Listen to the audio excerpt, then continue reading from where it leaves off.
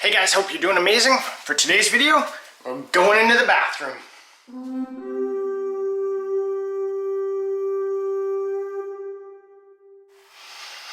Hey guys, welcome to my bathroom.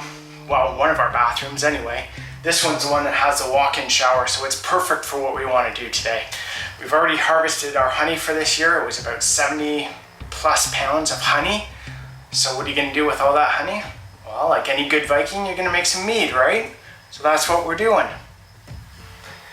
I've already emptied out the honey into the bucket. You can use carboys or a bucket. Either one doesn't matter. I don't even think you need the airlock, but it helps. So we've got 16 pounds of honey in there. We did just honey and water and yeast last year. This year I've added some raisins to see if that changes up the flavor at all. What I'm going to do now though is just rinse out the jars, try and get this last bit of honey out. I'm going to use hot water from the shower, pour it into here, into the bucket, and then we'll take our stir stick, stir it all up, try and get that honey melted into the water. So it may not look very sanitary, but I figure the Vikings did it. I don't think they were perfectly sanitized either when they were making their mead. And we've always had good luck making it the way I make it, so I'm just going to go ahead and do that. We're going to use some really hot water, pour it into our mason jar. We'll shake that up to get the honey out.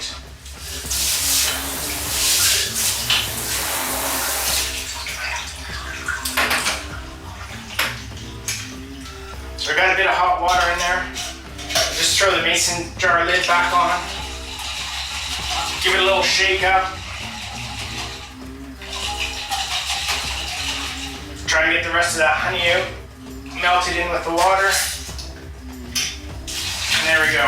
That's going in the fermenter. So I'm going to get this done with the other jars, and then continue showing you the rest of the steps. There we go, guys. We got the jars cleaned out, emptied, and put into the bucket. What we're going to do now is take the hot water, get it hot, fill it up just a little bit, give this a stir, try and get that honey melted into the water so it ferments a little better. Another note, I'm not wearing a hairnet or that kind of stuff. I'm not too worried about it. Once this is all done and fermented, I run it through cheesecloth to get all the fine particles out as well.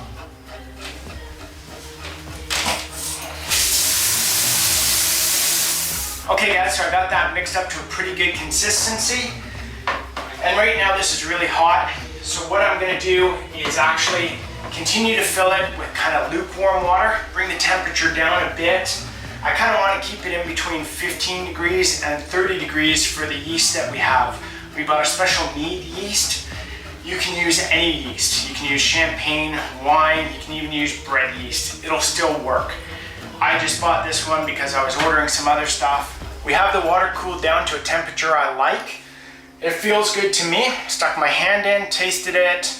It's awesome. I'm looking forward to this. The yeast we have here is, again, mead specific yeast. We'll add it to the mixture and we're down. This one was good for 23 liters of mead. We're about at 18 liters.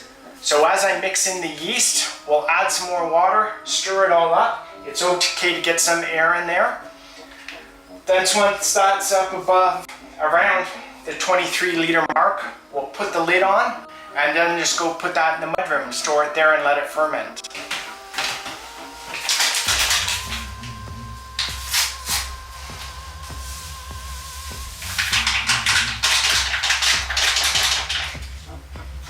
Again, we'll use basically lukewarm water. We don't want to kill the yeast, so we don't want to get it too hot.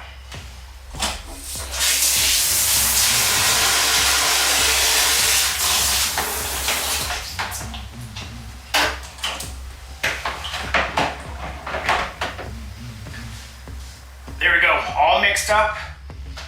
We're up to about 23, 24 liters. So we'll get the lid on this and go store it out in the mudroom. When you're doing buckets for fermenting, you don't need to seal the lid down, and you definitely don't want anything sealed when you're fermenting because the air has to escape. So we'll put the lid on and actually just push down the two sides. I didn't close the entire lid, just two sides. And that will be good enough for what we want to do.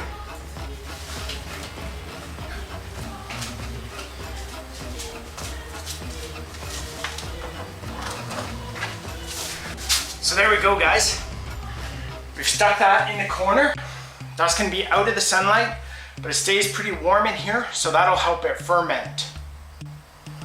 So what we'll do now is we'll just leave it in the corner there, let it ferment for anywhere from 2 weeks to 6 weeks to 3 months, basically. You can kind of tell when it's done. You can start sipping it. You'll get a lot of sediment at the bottom. So when you're ready to bottle it, I always use a siphon and siphon it through cheesecloth. That way you can get rid of the sediment and any yeast and the gnat particles that are left at the bottom. So I hope this is helpful for you guys. Hope you're gonna make some of your own mead. So I'll talk to you soon. If you have any questions, let me know too. I'll answer them. Love you guys. Bye-bye.